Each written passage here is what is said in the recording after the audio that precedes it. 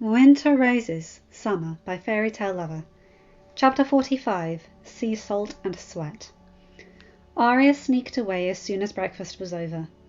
Ella and Aunt Isla had their hands full with the business of running the castle by themselves, and with Rickard, Cragen and little Adam, who had become fast friends. In the interest of not leaving them lonely, the two women decided to have all three boys in the same nursery room. Lyanna had been initially jealous, and Isla had said she could join them. She had changed her mind and asked her nurse to go back with her to her own nursery in the middle of the night with all the noise. So now the youngest she-wolf made her way through the keep down to the forge, needle disguised in a package under her arm, lest someone try to be funny and take it from her.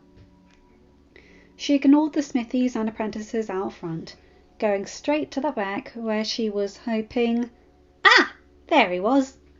Once again he had foregone the use of a shirt, though the stuffy heat of the forge around them was more than enough justification, and once again the little boy, Drennan, was hanging to his every word like an apt pupil. "Excuse me," she called out, getting their attention, making them both jump up and stand straighter. "I need a smith." Gendry chuckled. "Of course, my lady. What can I do for you?" They were both smiling. Now it was the third time they met, and for the third time Arya started the conversation like that. This time Gendry didn't bother to put a shirt back on in a hurry. "A smith and an apprentice?" Drennan asked, his face filled with joy. "Of course!" Arya laughed at his enthusiasm. "Between us, I doubt he'll be capable of doing it by himself." Gendry snorted, but was amused by the joke. "What can I do for you, my lady?" "I've asked you not to call me that." "And I've told you I can't." Gendry shrugged. Arya rolled her eyes. "I want to commission a dagger." "All right. How'd you want it?" "Won't you ask me who for and haggle the price?" Arya asked. "I've told you I make weapons for House Starling, my lady. As far as I know, your family. Doubtful Lord Starling would mind. And I don't care who for." "Even if it's for myself?" He raised an eyebrow. "I would feel compelled to check with the castle then. Not for myself, but because I don't want no trouble with the lords." "Look at this," Arya said, setting the package on a table and unwrapping needle. "Lord Starling gave it to me on my name day 2 years ago, and my Lord Father gave me leave and money to buy a dagger." "So, as far as I see it, there's no trouble," Gendry said, coming closer and lifting the sword and taking a closer look. "A dagger this skinny would never work. It'd be too weak." He gave her a once-over. "You know how to use this?" "My Lord Father hired a tutor," Arya answered, smiling at his shock. "Well, in that case, you need speed and elegance. How soon do you need it?" Arya bit her lip. "I don't know, but I suppose it should have to be a while. I'd rather it was done perfectly than in a rush." "I'll have it to you as soon as I can, my lady." "Wait!" She stopped short and looked at Needle again. "Can you make another sword like this?" "A Bravosi blade? Sure," Gendry said with a shrug. "Good. My little brother is starting lessons. I'm sure he'd like that." Gendry snorted. "All due respect, my lady, but you Starks are quite different." Arya shrugged, taking an apple from her satchel and throwing it at Drennan, and sitting on the work table to eat a second. Nymeria sat across from her with a pleading look, so, rolling her eyes, Arya threw her another apple. She knew she needed to be back in time for the feast in honour of Rickon's name day, but there was still enough time for that. And there was nothing else better to do, since the rain outside wasn't good weather to ride. At least watching Gendry work would provide respite from the baby-led chaos in the castle. After their departure from Craster's Keep, it took them another 10 days to reach Whitetree. The village was no longer sporting the abandon they had encountered on the way north, but each of the 4 houses was expelling smoke, showing that a fire was lit inside, and the guards at the perimeter were all carrying torches. They were led to the biggest house, clearly a place for reunions, where Mance Rayder expected them, while the other men of the watch were set up camp and grow the perimeter. "Well, well, well, Lord Commander Mormont," The old bear. It's been some years. A tall man spoke as they were led inside, standing from his chair. It has, Mormont agreed. Ever since you betrayed your vows and... A shield to guard the realms of men, Lord Commander. Mance quoted. I protect men just as you. It's an honor to meet you, Robb said, trying to keep the peace. Thank you for agreeing to this meeting. Mance turned to him, looking him over. That direwolf is quite telling. You must be Robb Stark. And you? He kept looking around the group. Must be Jon Starling, given the blue cloak and the flower sigil. We met once, when I visited Winterfell, though you two were no more than mischievous green boys. But you, Lord Starling, Tormund spoke of you. It seems we have you to thank for discovering how to stop whites and White Walkers alike. Both were happy coincidences, Jon said humbly, his ears turning red. They were the only weapons at hand, and not the reason we're here. My lieutenant says you have a proposal, Mace said as Tormund and 3 other men walked in. Very well, Lord Starling. You have the floor. Convince me to work with you. Better, convince me that dying for you, for the 7 kingdoms, is better than fighting for my people and my home. Jon took a deep breath, gathering his wits. He had been thinking over words and arguments and hypotheses ever since the idea first came into his mind. But he still thought that he would be no good in voicing them. The time for enmities must be behind us, he started.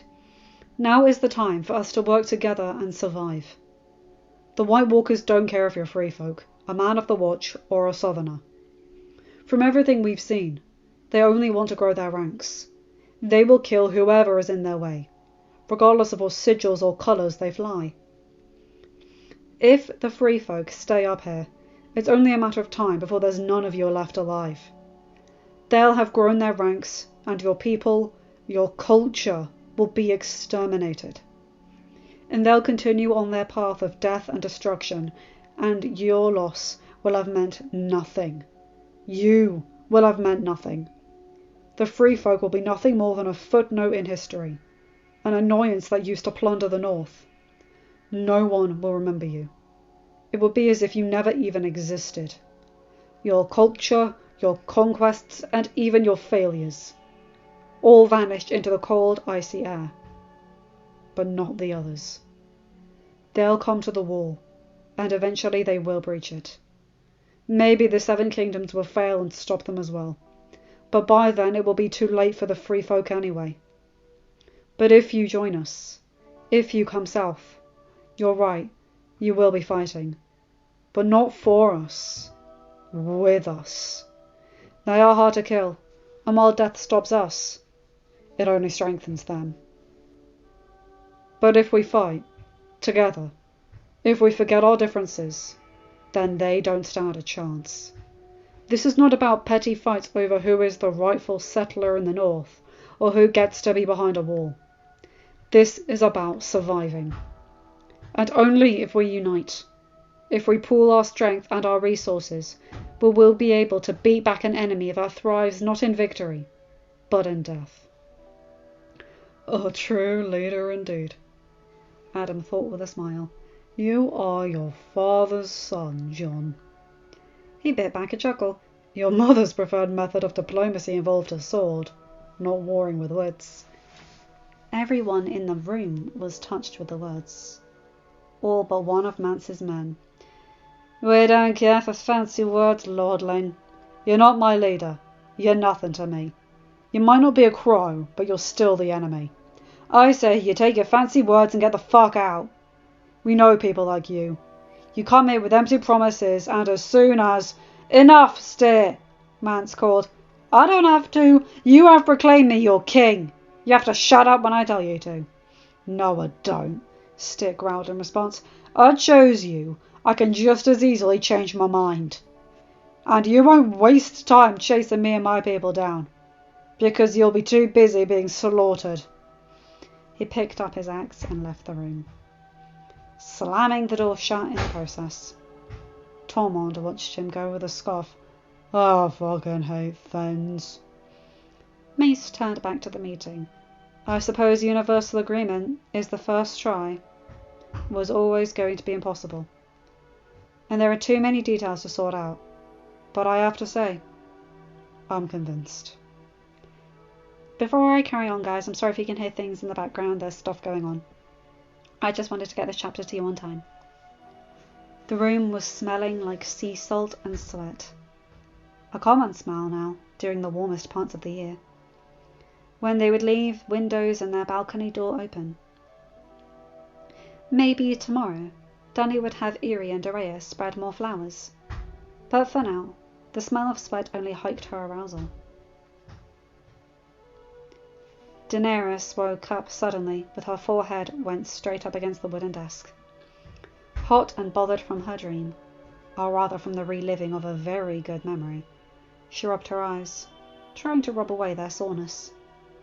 She wanted to keep reading, as the book was very interesting, but she thought the throbbing developing in the back of her brain, it was time to stop. Also, it was in her best interest to return to her chambers for a proper reliving of this most pleasurable memory. She was halfway out of the library when Wex walked in. "The armourer just sent word, my lady. He's done what you've requested of him, and he's most honoured to have you come see it.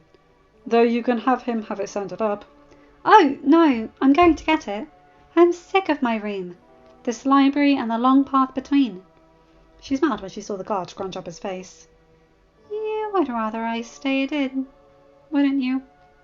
"Yes, I would, my lady. It would make my job easier, but I don't blame you." Dany smiled, fastening her fur cloak around her shoulders, and they left the library, another 3 guards joining the entourage. While the air outside was cold and foggy, the forge was warm and inviting. "Lady Starling," Don Onoy greeted. "Come by the fire. I'll fetch it." He walked to the back, and Dany walked closer to the forge. She was the blood of the dragon, and the cold didn't become her, even after being raised in the north. "Here," he said, coming back. "What do you think?" Dany looked over the pommel with a smile. After Uncle Aemon had told her about Lord Commander's gift to Jon, she thought that the sword needed more than a generic pommel, being ancient and so valuable as any blade of Valyrian steel. After a little push from the wisest maester, she had decided to commission such a pommel from Don Onoy, to show that she agreed with his statement on the day of her arrival. He made weapons, and weapons were blameless. Robert Baratheon had killed Rhaegar, not his warhammer, and if Noy hadn't forged the hammer, Robert would have found himself another weapon to wield. He had been honoured, accepted the job immediately, and together they came up with a perfect solution. A sword named Longclaw deserved a fitting claw, so Noy had found a sturdy wood and white paint to carve Ghost. Dany had had to give up one of her ruby earrings to make his eyes, but she hadn't minded a bit. To truly make a blade of House Starling, though, she had asked to have a jewelled rainguard. Though she didn't have any winter diamonds with her, she was sure Gendry would be able to set one once they had returned home. She was about to thank the armourer when a faint horn sounded, followed by one closer by. She looked up at him in askance, her heart racing. "Riders from beyond, my lady." "Not," Noy said. "Someone is coming from the north." Daenerys felt her heart fail a beat, and with a rushed goodbye, she left the forge in a rush of skirts, hearing Wex and the other 2 guards following. Sam led Gilly past the gate of the tunnel. Despite her initial awe at seeing the tall structure of the wall, she was tired, sore, and hungry. They had spent the past fortnight crawling through the haunted forest, walking for over half a day, eating the hardtack and dried meat Sam managed to bring in his satchel. Once, Leeds had managed to shoot a fox, but the poor animal had been so thin that there was barely any substance. They had run out of wine 3 days ago, and had to resort to boiling snow in a pot over the bonfire to have water. There was a thundering of hurried footsteps, and Sam blinked, thinking his eyes must be playing tricks on him, because he was seeing Daenerys rush down the tunnel to meet them. "Sam! What happened? Where is Jon? Why is he not with you?" she asked, frantic, looking over his shoulder. "Leeds, where is Lord Starling?" "We split up, my lady," the guard answered. Dany looked over at them, frowning when she saw Gilly. "What happened?" she insisted. "Where is my lord husband?" "We needed to bring Gilly and her son to safety, Dany," Sam said, recovering from the shock. "John, Rob and the others were going to meet the king beyond the wall. They're a few days behind us." "He is just fine, my lady," Leeds tried to soothe her. "It's just a parley now. He's in a village just a few days away." "Good. It should be a shorter trip. Leeds, go find food and a bed. Wex, gather—" "All due respect, my lady, but I'm going to have to insist." Wex said, "Lord Starling would rightfully have my head if I let you cross." "I won't let that happen." Dany waved his concern away. "Gather the men we bought and supplies and—" "No, Dany!" Sam joined in the chorus. "John would be furious. It's too dangerous. We barely made it ourselves." The baby cooed, interrupting the argument. "Please, Dany," he insisted. "You have no idea what is crawling beyond the gate." She clenched her jaw, itching to go beyond, to be reunited with John. But the state of the 3 people before her spoke highly of the danger, so she reluctantly agreed to think better on the issue. Huffing in annoyance, she stepped up to hug Sam. "I'm glad you're all right, Sam." She smiled. "Leeds, report to Oris. I'll have hot food sent to you, and then seek your bed." "I don't want to see you at a watch for the next 3 days. Wax, warn the kitchens, and ask for baths to be sent up for Lord Tarley and Lady Gilly." Not a lady," the woman mumbled, scared. "You are if I say you are," Dany said. "Come, the fire in my room is lit, and I'm sure we can find a dress that fits you. Besides, this little one needs to have a good night's sleep. Are any of you injured?" she asked as they made their way back to the courtyard of Castle Black. "Mostly sore," Sam said with a shrug. "But Gilly has been walking every day since hours after she gave birth." "Oh my!" Dany exclaimed. "Wex, send for my uncle as well. Tell him we need to have some of his skills." No, I'm fine. I don't need—" Gilly nervously said, turning to Sam for help. "There is no need to worry, Gilly," Sam said. "Maester Raymond is a maester from the Citadel. He's a healer. He's only here to help you." "Sam can stay just outside the room," Dany said. "And if you would like, I can be there with you. I just think you should be seen to. I have 2 children. I know what childbirth is like. And I tremble to think how you must be feeling after having to walk so much." Gilly held on to her baby, visibly anxious, but only nodded. Dany frowned at her reaction, but didn't dare ask so openly. Up in her room, Eerie took one look at the wildling's wide-eyed look and understood the whole situation. She shooed Sam, Dany and Araya from the room and closed the door behind herself and Gilly. By the time Maester Raymond came, a steward with a bowl of oatmeal behind, the 2 were giggling inside. They held each other's gazes, grey and violet, darkened with carnal designs. As they climbed to the edge of pleasure they were so well practiced in finding. "Wakey, wakey!" Rob's voice jarred John from his sleep and the great memory he had been reliving in his dreams. John groaned in frustration, punching his bedroll. "Were you having a nice dream, brother?" "Fuck off, Rob. Why'd you wake me?" John asked, irritated, turning to his back and staring at the ceiling of the little house they were in. "Was it a naughty dream?" Rob asked, amused. "Tisk, tisk, brother, we're on an important diplomatic trip." "Aye, it is an important diplomatic trip. A successful one at that. But I haven't seen my wife in 3 moons, and the gods know how long it'll take until I'm home. You get to judge once you're married," John said grumpily. "I'm not judging." Rob sighed. "I haven't, ever since I gave my word to Marjorie. I've been honouring it." "Good for you," John said, still acidly. "I get what you said, you know. I just... when we went to Uncle Benjamin's wedding, when we went to King's Landing, every letter I've received, I can see how Father is different. Happier. I'm not saying that it's my mother's fault, but anyone can see the difference between an arranged marriage and a love marriage. Rob, Danny and I were an arranged marriage. You know that. We were betrothed before we could even crawl out of our cribs. Father and Ella fell in love. So did Uncle Benjamin and Aunt Isla. But love can be built too. Danny and I fell in love because we spent time together. And we first became friends, and we learned each other's personalities. And then we grew to love each other. It wasn't automatic, and it wasn't easy. John sat up in his bunk.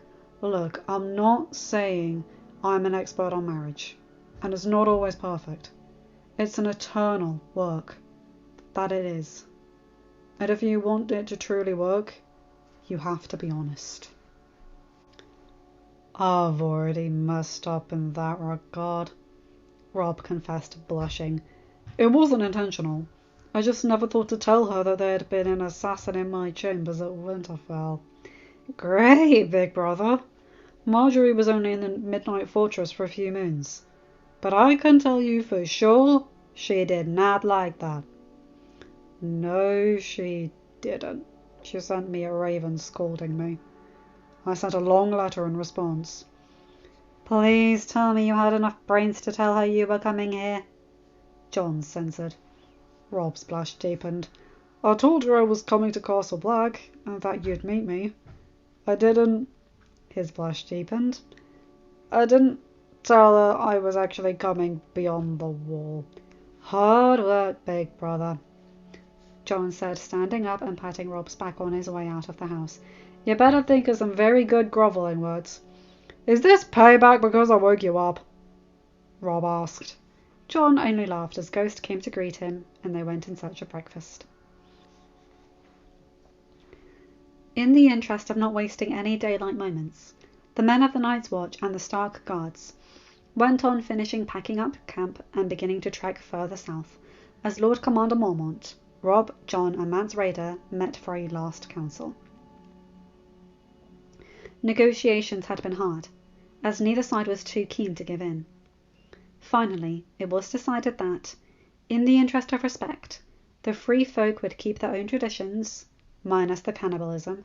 Side note, thank you. But they wouldn't force these traditions on anyone from the southern kingdoms they came across. The Therns, already unwilling to work together, drew the line there, and said if they couldn't exercise the most fundamental of their traditions, they wouldn't even leave their village. Styr took his men and they left the village the same day. On the topic of forming new houses, tensions rose again. It was the power of a Lord Paramount to create a new major house, and to authorise a major house to create a minor house. However, the free folk were to live in the gift, under the authority and the lands of the Night's Watch, who couldn't give any titles. Mance insisted on being given a castle and being named Lord Paramount of the Gift, saying it was only fair as he was giving in his sovereignty as a king. Though John and Rob agreed a castle was fair and reasonable request, and that their father would probably agree, the bigger problem laid on the next of Mance's demands. The free folk would not kneel. They would respect the Night's Watch's authority and integrity, and they would live in their lands and pay taxes. But they would not kneel to the Warden of the North, and much less a southern king. Mance Rayder wanted to rule the gift as an extension of his kingdom, and that would never work. We can't make promises that are not ours to keep, Rob said after much argument. What we can do is speak with our Lord Father, the Hand of the King, and see what concessions the Iron Throne is prepared to make. How about we propose the creation of House Rayder, and he would rule over the free folk, respecting and paying taxes to the Night's Watch, and respecting the border with the North. John suggested. The free folk will accept no hereditary titles, Mance insisted. In the Iron Islands we have the King's Moot, Theon said. The candidates state their proposals, and the people vote their leader. There hasn't been a King's Moot in thousands of years, and the Iron Islands have no king, Rob said. A King's Moot would mean multiple houses and the potential of creating more if the chosen leader didn't already have a title. They weren't even sure they would get one house. But the idea pleases, Mance said. I earned my title by strength, and that is what the free folk respect. That is their culture, and you have promised to not strip it away. We will speak with the Lord Hand to see what proposal the Iron Throne is prepared to accept. John intervened. Good enough for now, Mance agreed. I must return to our main village, but I shall leave a group of my trusted men and women to negotiate. You know Tormund, he is a lieutenant, and this is my good sister Val. She will be my ambassador. Oral, as you know, is a warg, and he can devise a way to send me a message quickly. Until we meet again, my lords. The meeting dispersed then, though John wanted to groan in frustration. Theon was ogling Val as if she were a fine flagon of iced wine amidst a desert.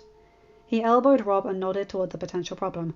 Fuck, Theon, Robb grumbled under his breath. Come on, Greyjoy, or you're gonna be caught in the rear guard, he called out, dragging the Ironborn out of the house. That woman strikes me as someone who can defend herself, Adam said quietly to John. I quite agree. If he tries anything, chances are he won't even know what hit him. John said. Great. Adam snorted. I'm sure his father would be ecstatic to learn that he lost his son to a girl. The Ironborn will never forgive it. Fantastic, John complained, rolling his eyes, as if Greyjoy wasn't annoying enough by himself. But now we have to protect his sorry ass from his own stupidity. Cursing obnoxious krakens, John left as well, and Adam followed, highly amused. End of chapter. Hi guys, hope you enjoyed that one. I basically skipped a few sex scenes there, but you know my thing by now, I don't do that. But I like that they're trying, and oh god, Theon and Val, that's going to make an argument or two. And I like that Arya visited Gendry, and little Drennan's there as well being cute, that's just sweet. And she requested him make a sword for Rickon for his birthday. Aw, this little she-wolf might be a bit of a hard ass, but she does love her siblings. I find that very sweet. Anyway, you guys know the drill. Like, comment and subscribe and hit that bell to get notified whenever I upload a new video.